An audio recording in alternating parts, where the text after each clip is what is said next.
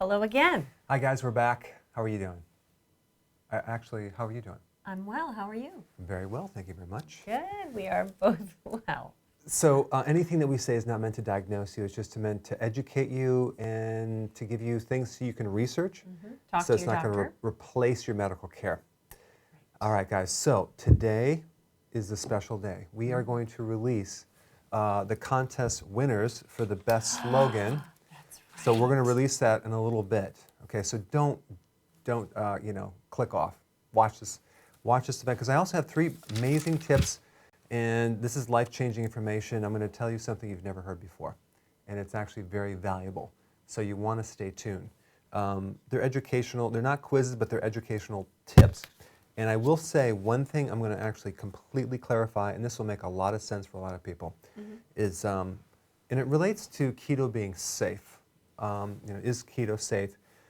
Because there's studies, Karen, that show that high-fat diets will increase your risk of heart disease.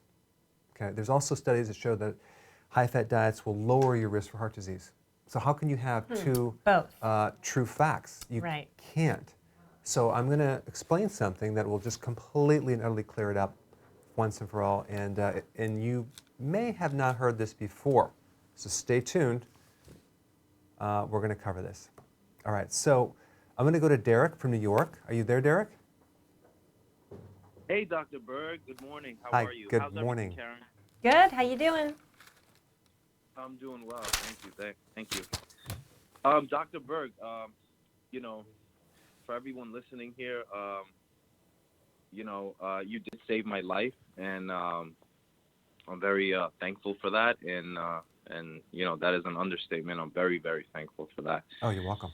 And before I get to my point, I do have a keto hack. I'm pretty sure you probably have spoken about this at some time, but I think okra is the most powerful keto food, and it basically stabilizes hunger, and it actually stabilizes blood sugars as well. So for people who have any of these issues, I've kind of found out that okra is a keto superfood. Interesting. That's great data. Okra also is good for digestion, but go ahead. Right, exactly, absolutely. So, you know my history in and out. I've had some nerve issues in my hands and feet, but I'm having problems with like my bunions are like kind of spiraling out of control. And but that's not really an important one. My most important thing is my right hand, and basically I was having nerve issues. It feels like things are just stuck, and now it's to the point where I did fall about 2 months ago. I think I might have maybe had like a hairline fracture of something. I'm not sure. Okay. But basically, like my pinky is kind of curving at the end, and just all my nerves from my hand, from starting from like my pinky all the way to the palm of my hand to my wrist, going to my forearm, and going all the way up to my neck and shoulder area. I went to this Chinese medicine practitioner who's kind of like who does acupuncture stuff, and he said it was coming from my neck, but there's just something going on ever since I had that fall, and to the point. So I'm wondering, is there anything? What can I take? Yeah. So I know that can kind of. Yeah, so I know that you took the benfotiamine, which is a fat soluble vitamin, because we were trying to handle that, and I'm guessing that's not really handling it. But the fact that it's on the right side gives us very good data, and I ran into this a lot in practice, over and over and over. Like, why is it always on the right side and not the left side? Yes, you had a fall. That could have definitely jarred something in your neck, and you should definitely find a good chiropractor to actually align your neck. But I think there's something related to what we talked about before. It's the gallbladder and the bile duct. I want you to do an experiment today. I want you to take a massage tool, maybe even your hand, and really massage underneath your right rib cage, about an inch below it, all the way down to the right side underneath, like not just right underneath it close to the midline, but all the way around. Work all that out, and then observe the before and after sensation on your right hand. Because if that gallbladder, if the bile duct is congested and there's a backup going up into the liver, that puts pressure on the phrenic nerve. The phrenic nerve goes right up on the right side, and it actually creates a tension in your neck that tends to cause the vertebrae to rotate a little bit, pinching the nerve plexus that goes down the right hand. Now, it might sound unreal, but it's very common. I've seen it so many times, and all you do is you relieve and support the gallbladder, do longer intermittent fasting, and presto, the hand gets better. So I really think it is a nerve, but it's coming from the bile duct and the congestion around that area. It's referred pain, and it's usually on the right side. I've had people had splints, and you work on the gallbladder, bam, it goes away. But one way to know for sure is just to have someone do some visceral massage on the gallbladder area and see if it gets better, and chances are it will. Thanks, Derek. Okay, let's go right to Michael. Michael, you're calling from Tennessee. What's your question? I am. Good morning, Dr. Berg. Good morning. Good morning. Can you hear me? Yeah. Okay, great. I am a type 2 diabetic. I started pancreatitis back in April and have suffered through that, and then again had to go back in the hospital in October and had pancreatitis again and had my gallbladder removed. And since then, I've still been dealing with the pancreatitis, and found you about 2 months ago and started the healthy keto and doing the OMAD. No problems, because it's not been a problem not to eat one meal a day. So I was 290 pounds back in April, and I was like 210 this morning. Wow. So Congratulations. yeah, it's great, and everything I've been doing for you has been working very well.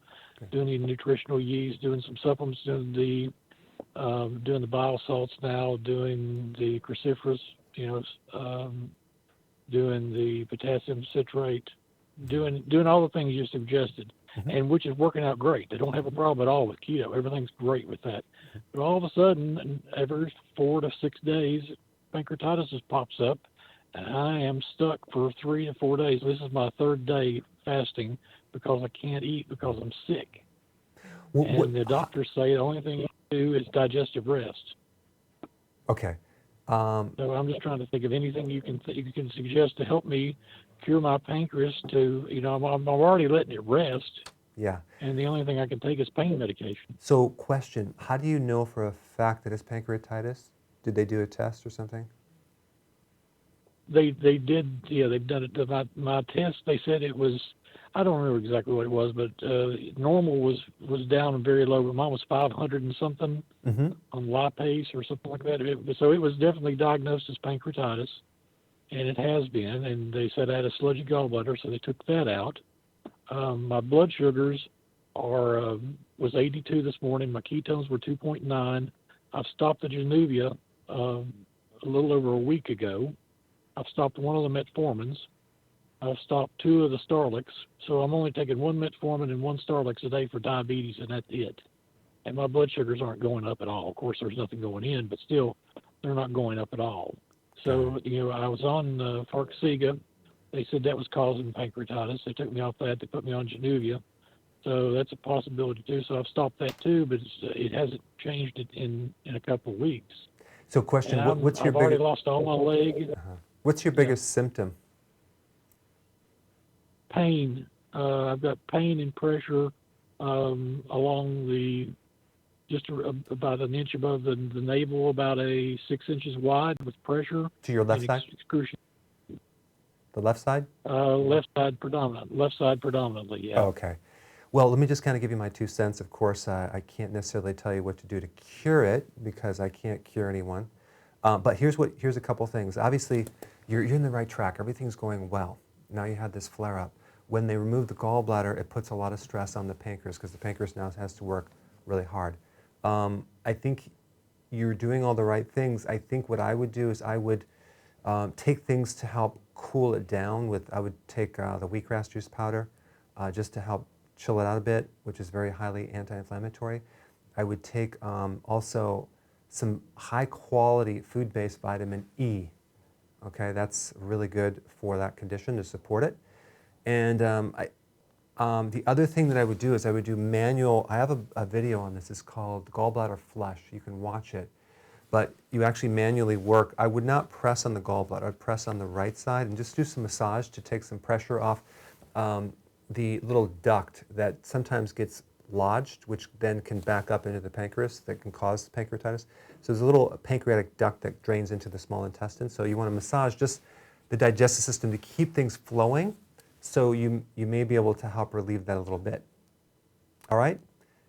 Okay, Mike, thanks for your call. Karen, what do we got? What do we got on social media? Hey, good. So, one question here.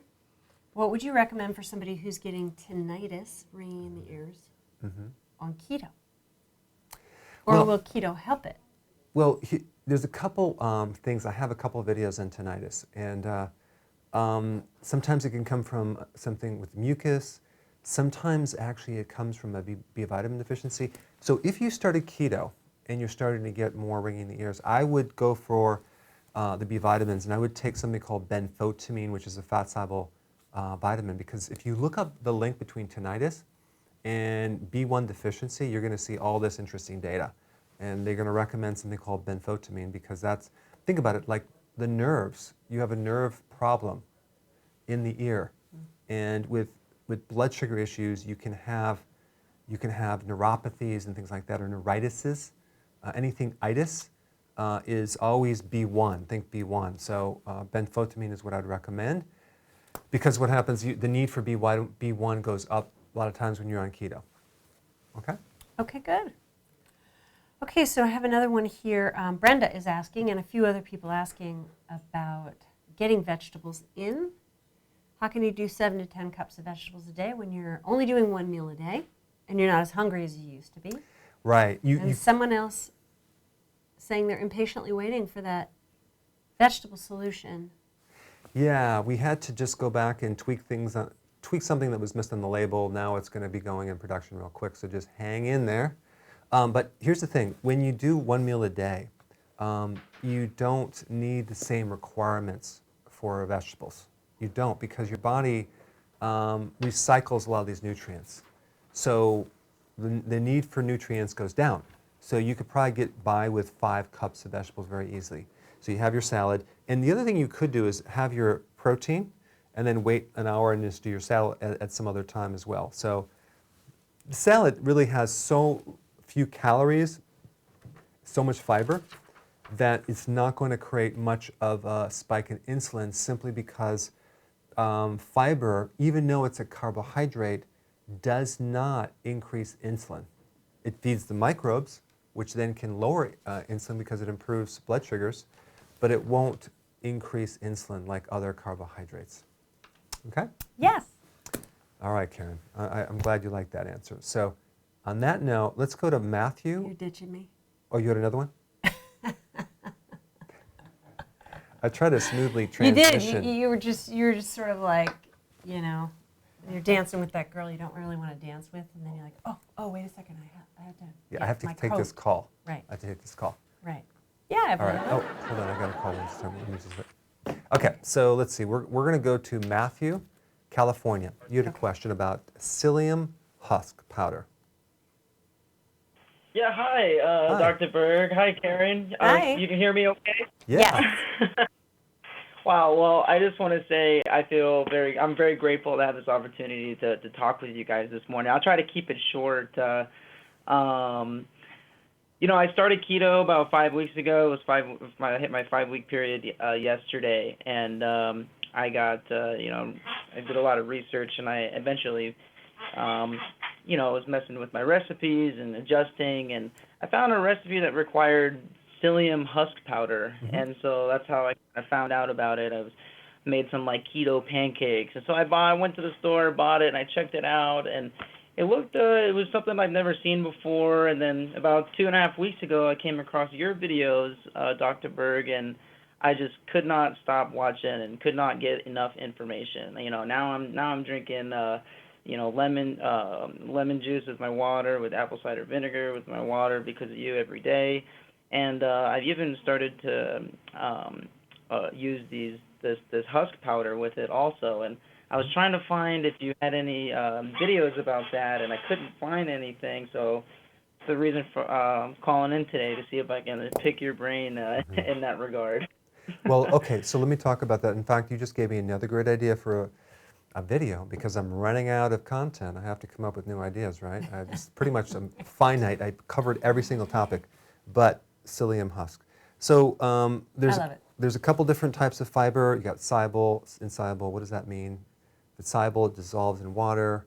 The microbes eat it. They can ferment it, which means you could get more gas from it. Psyllium seed is soluble fiber, so not a problem. You can use it in your recipes. It's not going to be an issue. Some people find they may get constipated from it because it slows digestion. The insoluble fibers speed up digestion, like in bran, for example. So here's the little tip that I would recommend. When you consume fiber, especially if it's soluble, your thirst goes up sometimes, and you might get thirsty. And that's just going to allow you to make it gel more and kind of speed things up a little bit, because if you don't have enough water, it could kind of not expand like it should, and it could slow down your digestion where you have constipation. So if you happen to get constipated when you consume it, all you have to do is drink a little more water, okay? So, but realize your body doesn't really use it. Your microbes do, but you don't use the fiber. So you're feeding your microbes, and then it gives you healthy things from it. It's just all a matter of testing it out and see how your body reacts to it. But it's not a problem. It's not toxic or anything like that. So go ahead and use it. But good question. All right, Matthew, thanks for calling. Now, let's go right to Karen. Give her another question. Yes, I get my ration. I want to ration out these questions. Okay, good. So let's see. So as a note, I do mention names, but sometimes you guys have code names here. But I have a Joseph who is on YouTube. Let me get his question. Mm-hmm. His question is about, oh wow, I can't go back that far. Hold on. Okay, I'm going to go on to a different one. Okay. So Savannah's asking, why does she have weak muscles if she's taking in enough sodium? Now that's a lot of information that you don't have. Might be too much information. Yeah. Yeah, that's a good point, because sodium does strengthen weak muscles for sure, but there's other things too. Mm-hmm. Specifically, the big one is vitamin E. If you're lacking vitamin E, your muscles will be weaker. Even like, you can even do a test sometimes, it's like quite dramatic. Even if you're lifting weights, for example, and you can kind of test how much strength you have, and then go ahead and take some high quality vitamin E, wait for a few minutes, and then try it. Even though it's not fully digested, you will find that you are stronger with vitamin E. So it's a good thing to take before workouts, but that's what I would do. And make sure it's a food-based vitamin E, not some synthetic version of vitamin E. Mm. Okay? Okay, good. Good. So a couple of questions on macros. Mm-hmm. It's the whole idea of what are macros and how much should I focus on that, and how do I sort that out?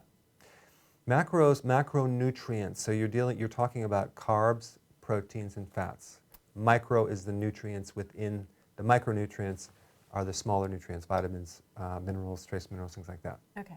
So you want to know with keto, what are the macros? Yeah. So if you talk about percentages, the protein is going to be 20%, roughly. The fat is going to be 70%, roughly. The carbohydrate is going to be 5%, and the vegetables are going to be the 5%. So the 70% calories in the fat. 7% of total calories, which is different than volume.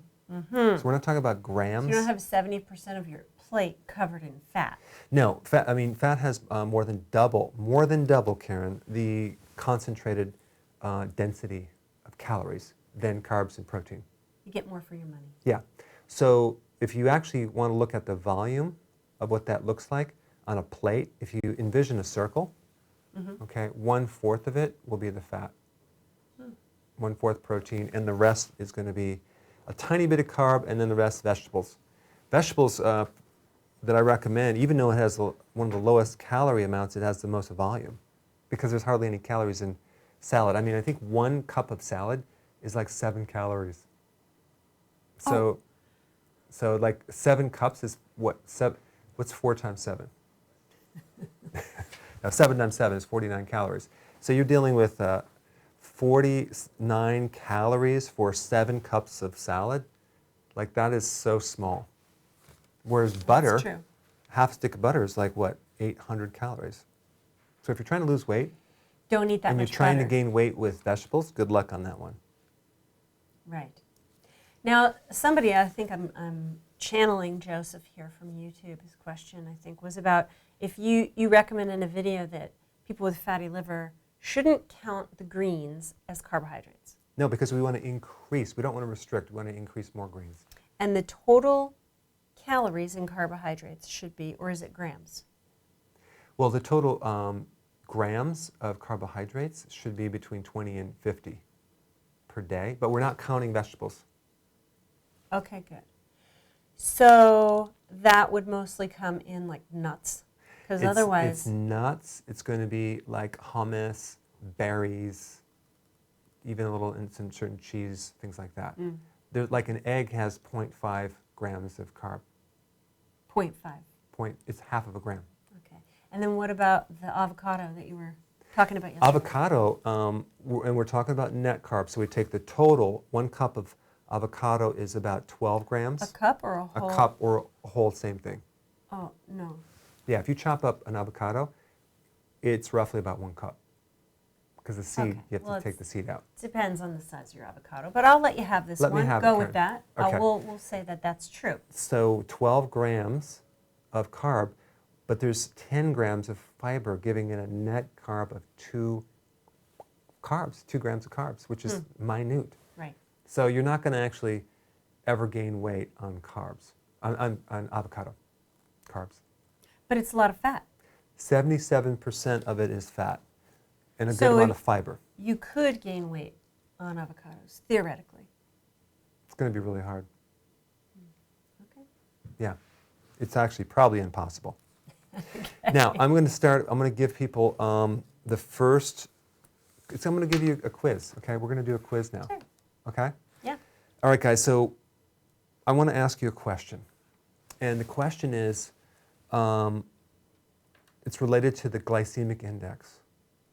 What food or thing, if you want to call it that, item, is the highest in the glycemic index?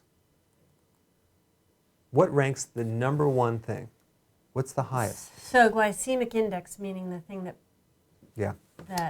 pumps your sugar up. It's the measurement of the potential of glucose going up, spiking. Okay, so How fast it spikes your blood sugars. what spikes your blood sugars more The than most. any other thing? Good. Thank you for clarifying that. And I just want to let you know, 100 is pure glucose. It's above that. Above it. Are you above it? Something's above it. Okay.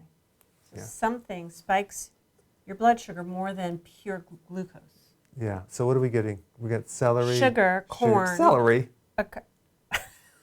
Agave, Potato. orange juice, popcorn, maltodextrin, honey.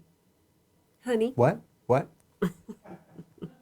Bread, carbs, potatoes. Processed sugar. Well, I'm ready to give my answer. I need Rice. a drum roll. I need a drum roll. Watermelon, banana. Okay, I'm ready to give my answer. I'm still reading. It's maltodextrin. Ding, ding, ding. Some Yeah. people got that right. It's like between 105 and 136. Wow. I know. It's way higher than table sugar. It's way higher than glucose. And you know, it's that's in a fascinating. lot of supplements. Karen, it is. Let me tell you They how try much. to stick that in everything. Let me tell you. You know how much money just the one ingredient actually sells around the world? It's over $2 billion per year. Wow. So it's in so many. It's cheap. It's a filler. Yeah. And it's not even that sweet. It acts as a preservative. It's in medications, vitamins. It's in certain flavorings. Yeah. Read the label. It's in a lot of It's in things. infant formulas. Oh, yeah. So when you consume maltodextrin, which is a carrier for other things and they spray certain things, especially powders, you are getting something that is very high on the glycemic index, which means it's going to spike your sugars very, very high. Do you want that? No, you don't want that. So read the ingredients, and if it has it in there, avoid it. So it's quite deadly for blood sugars. It's actually even, they use it as an insecticide. It stops the breathing of certain insects. Great. So if you have any pet Awesome. insects, don't feed them the maltodextrin. But it's in really unsuspecting things. I mean, there are things It's that insidious. It's in everything. Yeah. If you read the label, you'll be shocked at how many things it's in. Things you think are good for you. Even keto, so-called keto yeah. friendly. Oh, yeah. And also the electrolyte stuff. It's in health electrolyte stuff. food. Yes. Yeah. It's everywhere. And guess what they make it out of, Karen? Mm, Maltodextrin. I would say GMO corn. You are right. Yeah. They also make it out of potato, and they make it out of wheat, which also has glyphosate. So yeah, it's from GMO, so that you know it's sprayed with glyphosate. So the trend, Karen, is that they're trying to do maltodextrin GMO-free. That's the trend right now, because people don't want the GMOs. But that doesn't mean it's not going to spike your blood sugars. Right. That doesn't solve the sugar problem. No. Okay? So let's move on. I got 2 more really powerful tips. Plus, we're going to reveal who the winners. No. With an added S there, for the slogan that they're going to win a free T-shirt and some products over a course of a year. I think we promised them. I don't remember what we promised. I think we did. Okay. Something once a month or something like that. Yeah. Yep. So that's exciting. Yeah, I you may be the winner. can't wait for that, because it was weeks we were reading these. Guys, the reason it took so long, we we had your 718 people. We had to go through 718 people. Yeah, and like the handfuls of people put like 10 multiple different answers. And then we had a team of people reading these things and laughing and highlighting their we favorite. wanted to pick everyone, basically. We And, couldn't do everyone. But a lot of creative people. Yeah. I think I need to take a caller. I think I've been you should. slacking. You Hey, are. Sam, you're from Texas. You had a question. Go ahead. Hello. Hi, Sam. Hi, Dr. Berg. I love your videos. I watched plenty of videos. I lost count. Awesome. So I have a question regarding intermittent fasting. Yeah. And what does it mean if I have higher anxiety? Because I drink a lot of coffee, and during intermittent fasting, if I have a higher anxiety, does it mean I'm not in ketosis? And in conjunction, how important is blood ketone testing? Yeah. And I have another small question. I have a low MCV and MCH.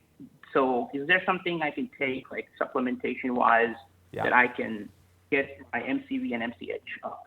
Okay. So let me just answer these questions. So apparently you may have missed the video on coffee, mentioning the quantity of coffee that I'm recommending, which is 1 small cup, because if I were to do the coffee that I used to do, or probably what you're doing, I would feel that jittery feeling, because the coffee stimulates called the sympathetic flight or fight system, and your adrenals are kind of activated, specifically adrenaline. So that's what you're feeling. Is it throwing out a keto? I don't know. I don't think so, but I will say you need to cut your coffee down. And also, to reduce those symptoms, you need to take the nutritional yeast tablets that I have, which is, they're unfortified. You take them through the day, and that will instantly make you feel better with the jittering, because that actually calms that nervous tension down very nicely. So that's one thing. So, and this is why when I recommend keto and IF, I always recommend 2 things: B vitamins from nutritional yeast and potassium from electrolytes. You need all the electrolytes too. But the potassium will help the other condition that you mentioned. So I would get that in electrolytes, because that will support the cardiovascular system and the rhythm of your heart and anything that's going on with that. How important it is to check ketones? I think it's really important in the beginning, because it's good to know if you're in ketosis. You can get some inexpensive urine strips, just check them. And then the benefit of checking the blood ketones is that you could figure a lot of stuff out. You could find out why maybe you're plateauing. You could find out, if there's some food that you're eating that's throwing you out of ketosis that you're allergic to possibly.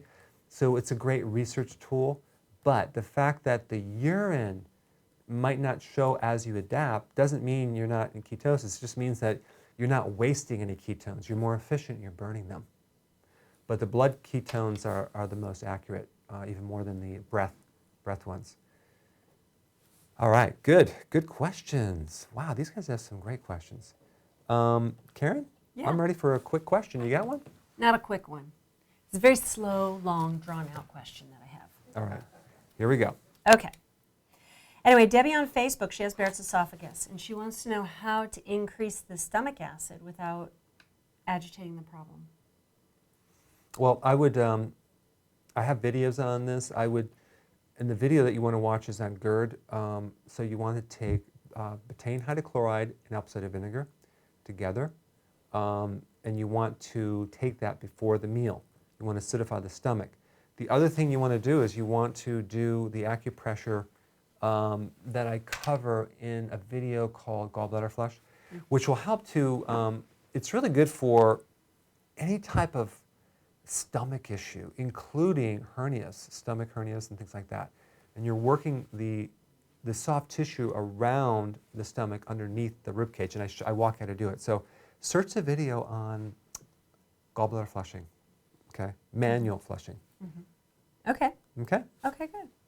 So then I have, I think it's Mayan, might be pronouncing that wrong, who's asking, they're tired after eating. They've been on healthy keto for 5 weeks. Yeah. But tired after eating. Okay, so it could be either two things. What's going to give you energy is the B1, so you want to take more B vitamins. But let's say, for example, that doesn't work.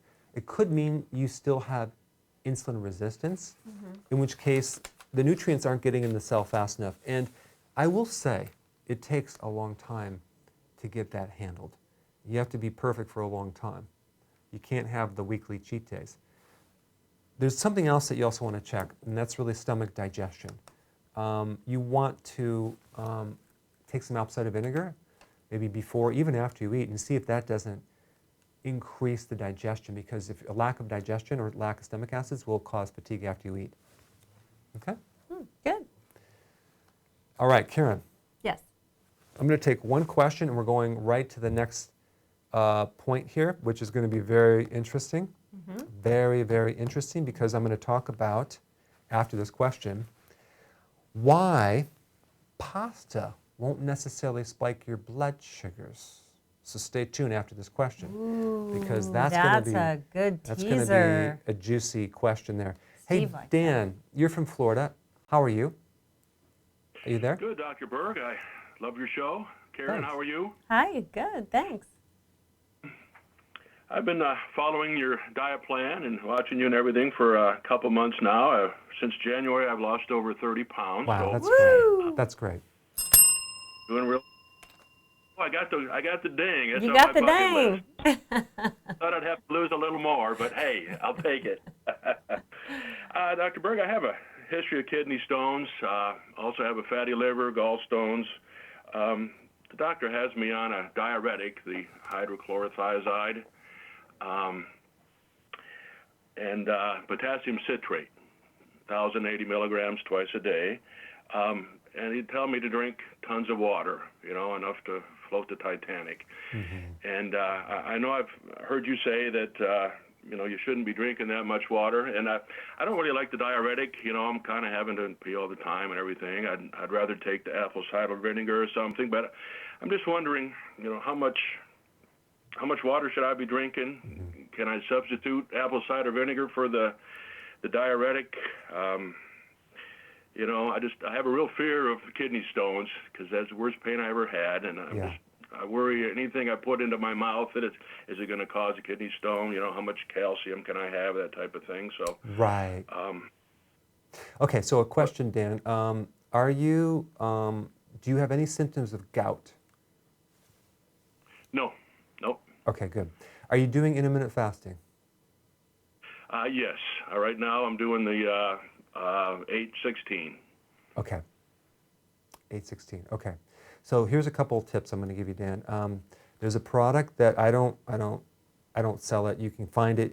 It's I think there's only one company that sells it. It's called hydroxycitrate.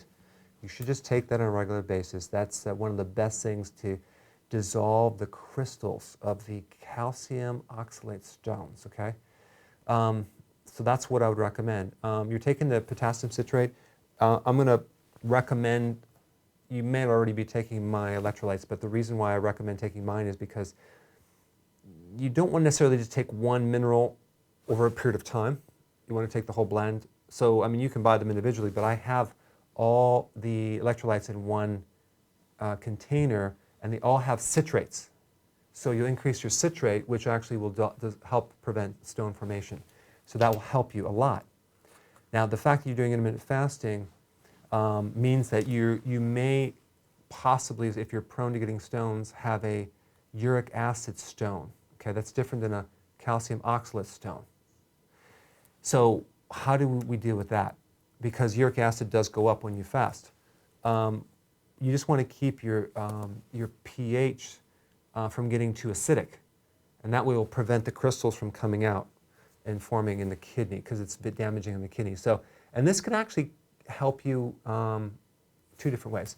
So when you get up in the morning, because I'm guessing you're fasting all night long, in the morning you're not eating, take a level teaspoon of baking soda in some water with all the electrolytes, dissolve it up nicely. That will increase the pH, make it slightly more alkaline, and that will kind of chill out any uric acid buildup in the body from fasting. And it's also great for gout, if anyone has gout as well.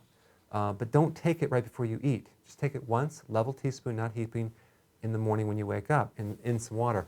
And yes, if you're prone to kidney stones, you need to be drinking more water. I wouldn't worry about what I said about, not drinking when you're not thirsty. You just need more water. You just need to keep that flush to the point. And the way you know if you're taking enough water is like your urine isn't so dark. You want it straw color. If it turns out clear, that means you're taking too much water.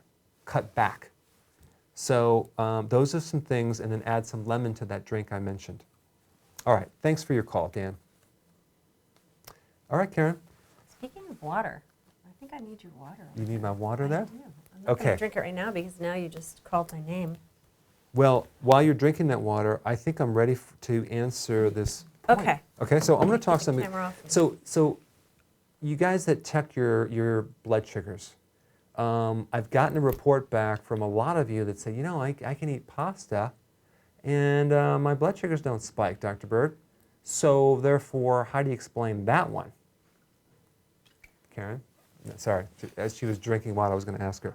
So I want to talk about why your blood sugars won't necessarily spike on pasta. Let me explain that. So first of all, they won't initially spike because the wheat in pasta is different than the wheat in bread. So they use something called durum, which comes from the Latin word which means hard wheat. So it's a very dense, high protein wheat. A little lower in carb, but it's higher dense. It's still a carbohydrate. And so, of course, the protein in it is gluten, which we don't want you to consume anyway because that's going to irritate your whole system. But the point is that because the way it's processed and made, it's different than fluffy bread that breaks down real fast and spikes your blood sugar. This won't, but if you check your blood sugars, Karen, in 2 hours, or even 3, or even 4, you will see the spike at that point. So it digests slowly. It won't spike it initially, but you'll get a bigger spike as it's going through your system, slowly. I wonder, should I research that? No, you shouldn't. So the point is that I just wanted to answer the question. Okay. And just prove this to yourself, guys. If you don't believe me, if you think I'm just kidding around, go ahead and check your blood sugars when you eat that pasta, like every hour over the next 4 hours. And you're going to see like, wow, it doesn't spike. All of a sudden now it's going up. Like, what's happening here? So this is why it will throw your ketose. It'll throw you out of ketosis, and it will cause weight gain. Okay? Okay. All right, that was tip number 2. And I got another one, Karen, that is the most important, which is the most powerful, the most valuable to you. What is it about? Well, it's about that high fat thing I talked about. High fat thing. Yeah. You weren't listening. I wasn't paying attention. You weren't paying attention. You weren't interested. I lost interest. You lost interest. I always like that when you talk to your spouse and Weren't you listening? And they go, no, I lost interest. Just lost interest. But stay tuned as well because we're going to reveal the winners. The winners of the chicken dinners. Now, the winners of the slogan the keto slogan. I mean, this is some pretty cool. So people are asking how they can submit a slogan and how they can win free stuff, but it's over. No, but we will have a lot of other contests. We'll have other contests coming up here. Stay tuned. Yeah, Tune in every week. In fact, every month I actually reveal a winner just being a subscriber. So if you're not subscribed, subscribe now and you have a chance to win some free products. And it's really interesting. I just assume that everyone that watches my channel subscribe, but only like 1/3 of the people that watch my videos subscribe. Well, that's interesting. I know. They watch your videos all the time. Yeah, Why but they're not they subscribing. subscribe? I don't know. Well, maybe you no can idea. tell us why you don't subscribe. I have no idea. Actually, we don't want to know. Okay, Just so, subscribe. hey, Fred, you have a question? I do, Dr. Berg and Karen. How you doing? Hey. My wife and I, we're big time into intermittent fasting and keto. One of the things I'd like to talk about, though, is seeing that you're a physical therapy specialist, is about snoring and sleep apnea and breathing when you're overweight. And specifically, if you know about the practice of mewing and also buteyko breathing. I don't know if you're familiar with that. I'm familiar, but I don't have a lot of data on it. Okay, gotcha. I was just wondering, mewing is the practice of repositioning your tongue and basically trying to get so that you don't breathe through your mouth. You breathe more toward your nose, through your nose. And buteyko breathing is the taping of the mouth, just as a practice of not breathing a lot through your mouth, but through more your nose. If you're not familiar with the practices, I was just wondering, as far as what's healthier, breathing through your nose, breathing through your mouth, especially at night when you're sleeping. Yeah, good. So since you brought it up, Fred, and probably the reason I haven't got into it, I really recommend to deal with sleep apnea from a diet standpoint. There's a lot of theories floating around there, but I've been very successful helping people simply getting on healthy keto and intermittent fasting. People say, well, it's weight gain. Well, no, it's actually insulin resistance. Insulin resistance messes with your nervous system. And part of the nerves, there's a cranial nerve. There's 12 cranial nerves, or 10 cranial nerves, what I'm talking about, 12. And 12 cranial nerves, and there's one nerve that goes in the back of the nasopharyngeal area right back here that becomes affected when you have high levels of insulin. And that starts creating a little bit of an atrophy or a sluggishness with the tissue behind the sinuses, and it can be obstructed so you don't have the airway. So then people cope with it with all sorts of mouth guards and breathing apparatuses and all sorts of things. So if you just do healthy keto intermittent fasting over a period of time, you should improve that condition.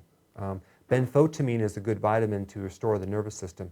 But when you're sleeping, the ideal thing is to breathe through your nose, ideally. So, because it's like a humidifier and it's a filter. So that's what I would recommend for that. But definitely keep doing what you're doing because I think eventually that should solve that issue for you.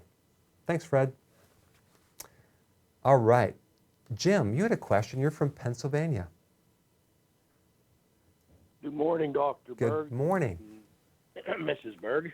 Hello. Yeah, my question is, I've been on keto for 5 weeks. I'm 59 years old. I lost 20 pounds so far, and I admire your videos. Everything you've said has come true. Wow. That's great. My concern is when I hit my target weight, which is, I'm away from it right now. I weighed in at 266. I'm at 246. Okay. So when I hit my target weight, I'm concerned about being able to maintain and stay on keto. Now, what would I change up if I no longer have fat within my system? Well, that's a good question, Jim. In fact, I'm at that point now. I don't want to lose any more weight. I noticed that because you ran out of gas, and you was explaining that you were trying to figure out a way because it seemed like you couldn't eat enough. So. Yeah. And it's working, and I'm going to tell you what I'm doing that's working just to maintain it because the key is like, how do you do intermittent fasting? I mean, and still maintain your weight because you lose a lot of weight with intermittent fasting. What I do is I try to keep it 4, maybe 5 hour eating window, and I make it okay to eat through that window, maybe even 3 meals. But of course, the middle meal is usually my salad.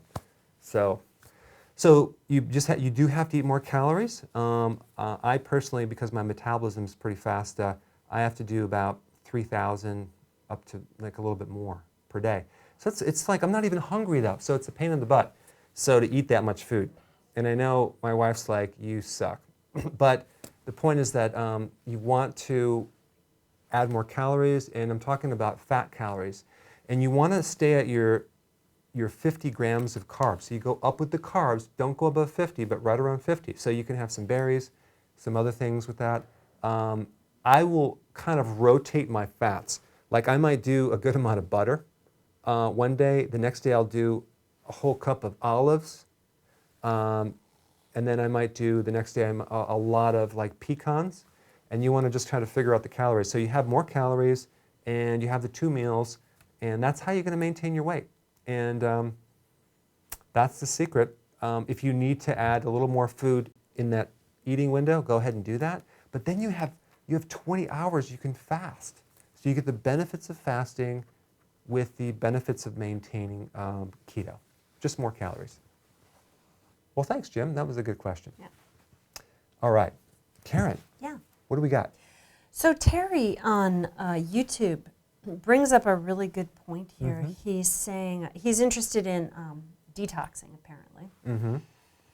And he's asking about bentonite clay, diatomaceous earth, charcoal for detoxing, and do these break the fast? But it's also an interesting question. We get a lot of people who are curious about detoxing, and they think that they have to detox and do something special to detox. So why don't you... You got to realize, guys, that a lot of these toxins are fat soluble, which means they don't flush out with your cleanses that you're doing. They're not going to flush out. They're not. They're not sitting in your colon. No. Waiting to be flushed out. You want to pull out these poisons very slowly. You don't want to take herbs to dislodge them. Why do I say that? Because I personally was a human guinea pig for detoxes for many years, and I would literally be in bed for weeks because with this toxicity and these histamine reactions. It's not worth it. It's better to build up your health reserves. You have to be very healthy to detox. And also the other thing is, like, when you consume cruciferous vegetables, you are slowly detoxifying without the side effects, because it boosts certain enzymes to cause a phase 1 and phase 2 dismantling of poisons through your body. The other thing is, when you do intermittent fasting, you're detoxing because you're going in autophagy and your body's recycling the proteins and detoxifying viruses and microbes. So that's like really, really key. But if you wanted to do detox and you wanted something to kind of soak up some of that toxicity, you can do bentonite clay. You can do charcoal, but don't do the charcoal that you would use in the backyard for your barbecue. That's the wrong charcoal. There's wrong charcoal. Yeah, get it from the health food store.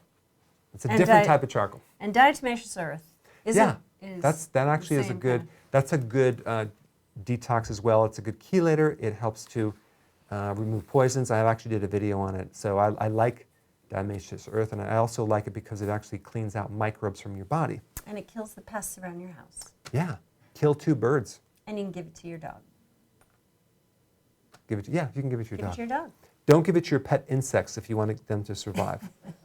Karen, I'm ready for the last tip of the day.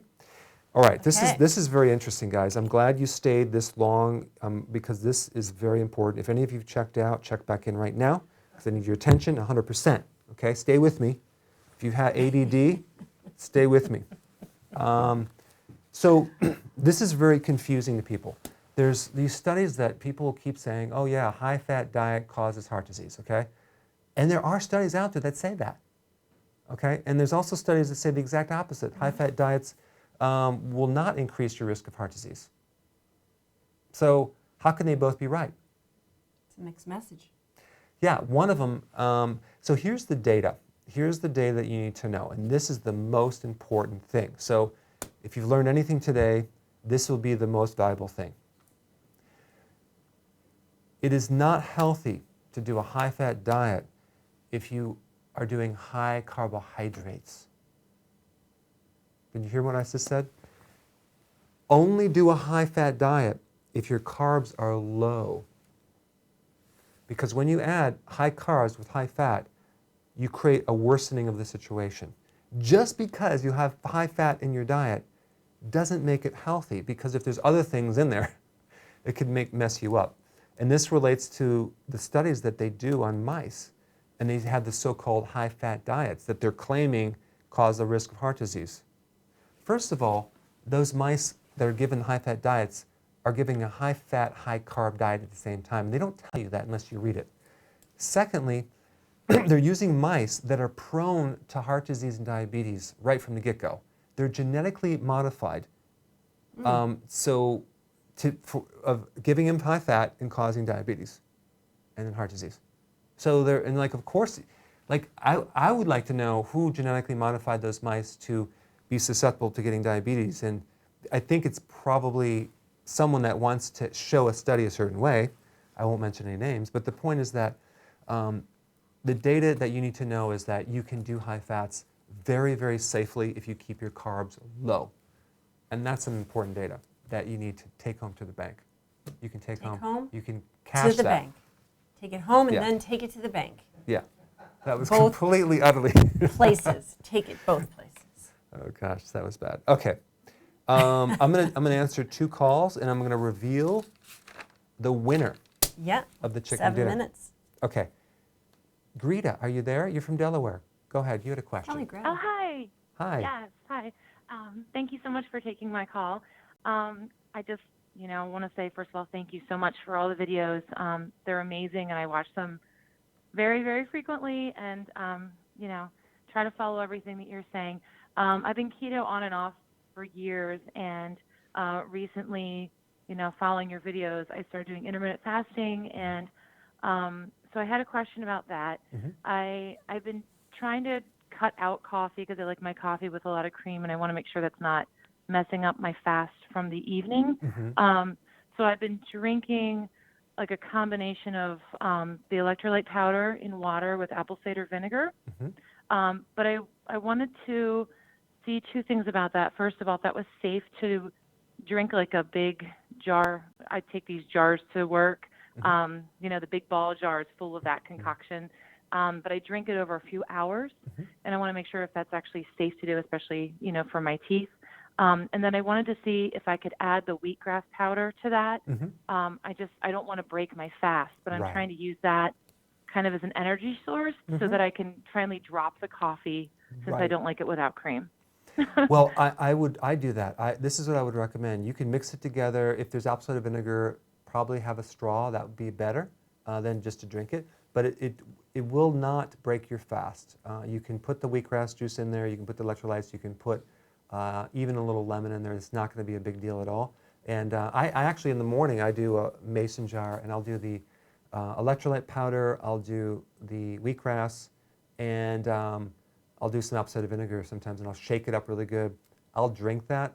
What is that huge mason jar? That must be 20 ounces. Is that 20 ounces?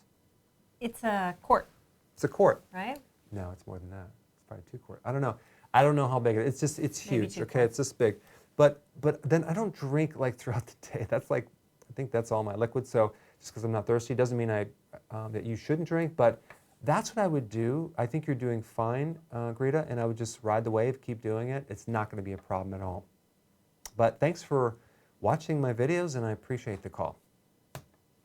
All right, good. So we're going to go right to social media and see if there's a question. No, you need to take this next call.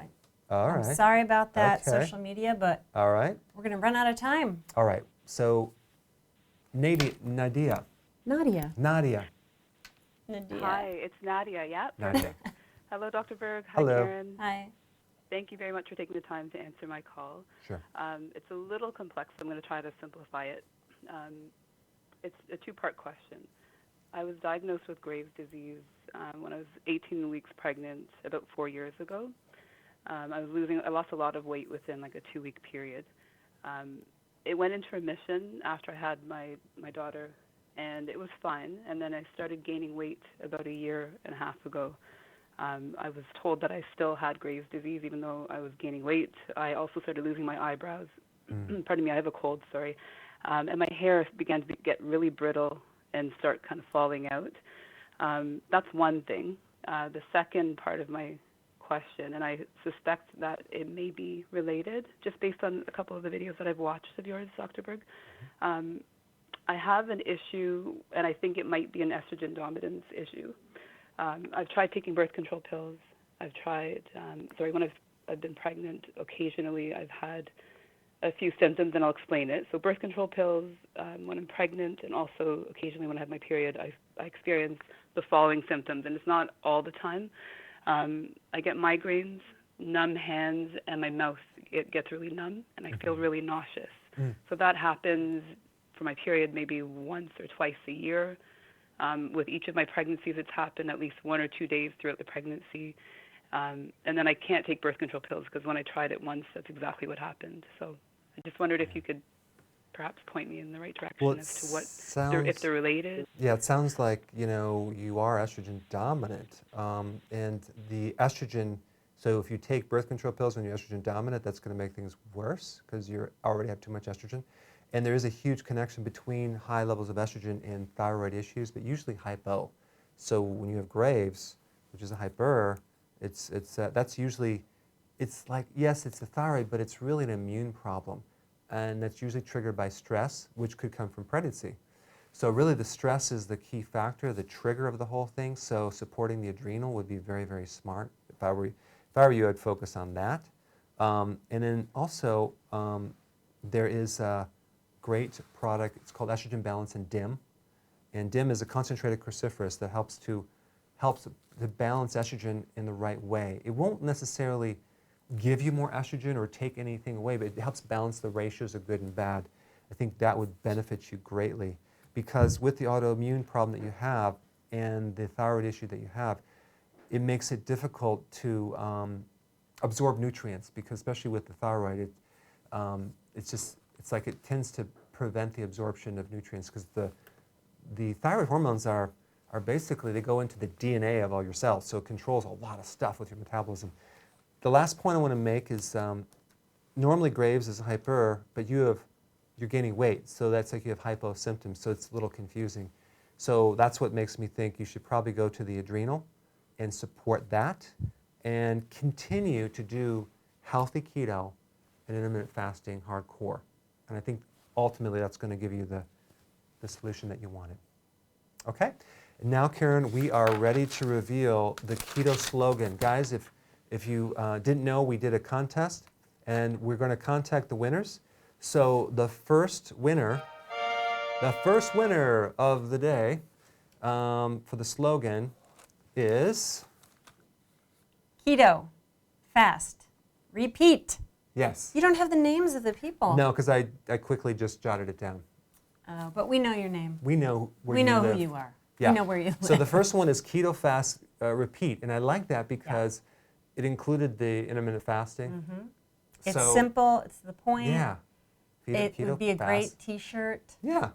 So that's maybe a ball cap. Yeah, something. I like something. It. Yeah. So that's number one. So maybe you did that and you're watching. Okay. Yeah. Okay. So the next one is. The next one was a debate back and forth, but this is one of Dr. Berg's favorites. Go ahead, say it.